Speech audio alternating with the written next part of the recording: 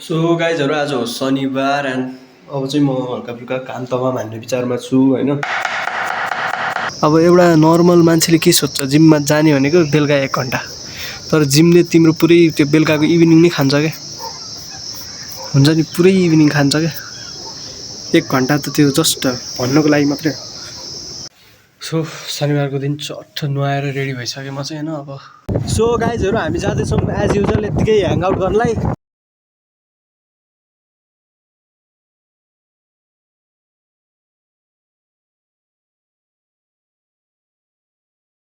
सानोतिनो कुरालाई लिएर एकदमै धेरै एक्सपेक्ट गऱ्यौँ भने त्यो जतिसुकै राम्रो भयो भने हामीलाई मन पर्दैन क्या, किनकि हाम्रो एक्सपेक्टेसन त त्योभन्दा हाई थियो नि त।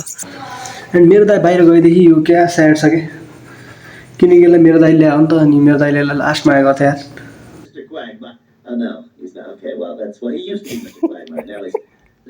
Getting into something new and त्यो I'll try my best, I'll give my 100%। अब बाँकी सबै कृष्णको हातमा छ एन्ड लेट्स सी के हुन्छ, द्याट्स इट।